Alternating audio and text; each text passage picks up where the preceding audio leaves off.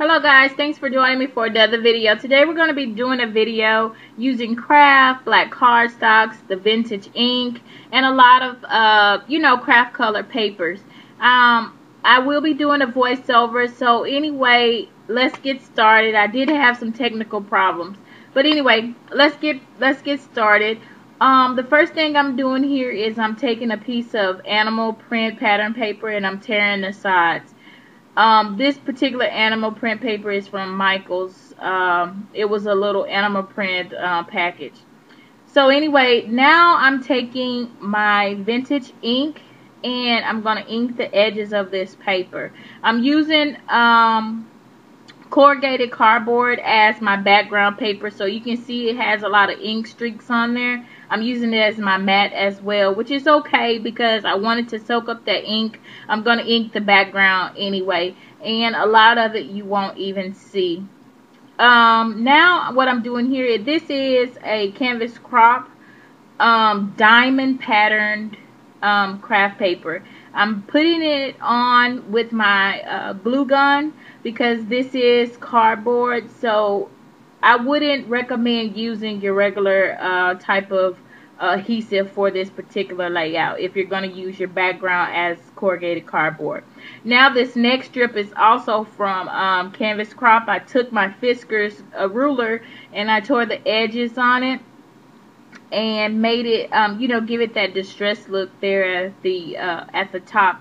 This particular paper is called Fresh Words Reverse from the Canvas Crop collection, okay? Next thing I'm going to do is I'm going to take a piece of this craft adhesive border from Close to My Heart. This particular product has been discontinued, so it's one of those things. Okay, now what I did was I adhered my animal print pattern paper, and then I added another strip of the diamond paper from Canvas Crop, and now this is the Laugh, Love, Live paper from Canvas Crop.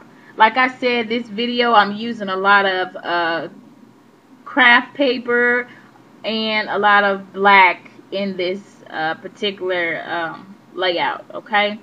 And what I did was I just used the Fiskars ruler to distress both ends of that strip of paper.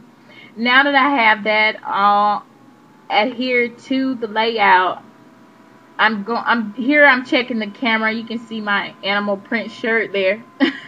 Sorry about that.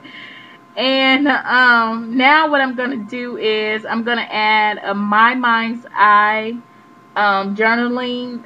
It was one of those journaling papers. I'm not sure what the collection is. It's been a while since I had it, but this was in my stash. So next thing you see here is a top note that I ran through the Swiss dot. In a minute here, my camera is going to cut off, so you guys are going to just see this already adhered to the paper.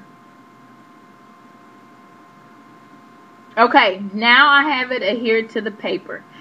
And here I'm pointing to the Swiss Dots top note that I did, and what I did was I just inked it up with the vintage ink.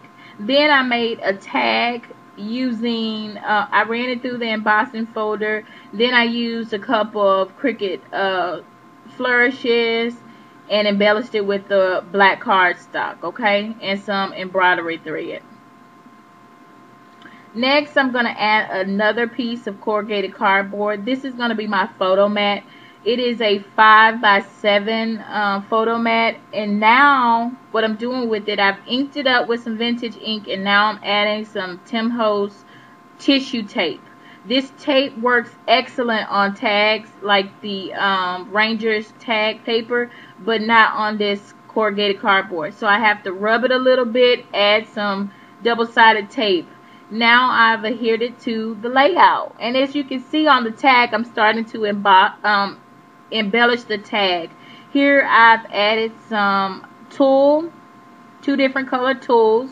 I've already adhered them, and now I'm adhering some paper bag flowers that I used to make these. I used paper bags and also my 2-inch scallop punch. I will leave a link at the bottom because I learned how to make these flowers from a lady here on YouTube, okay?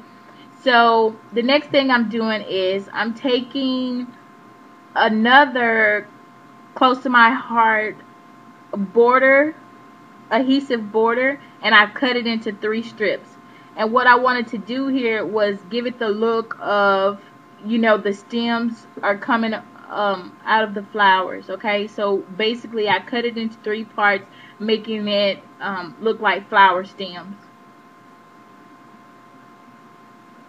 And now I'm just adding the last one, and I'm going to make sure it's under the flower and also under the tulle.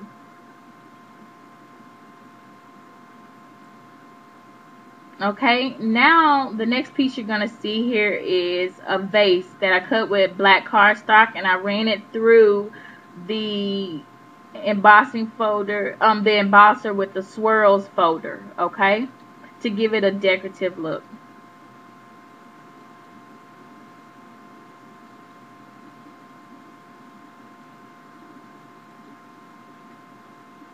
And now that I have that placed on the layout, I also learned another technique from a YouTuber, a YouTube video here. It's called, I think it's called paper bows.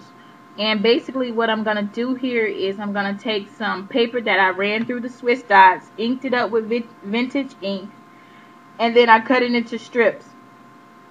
On this particular video, I didn't know that the angle that I had my camera, you guys couldn't see it.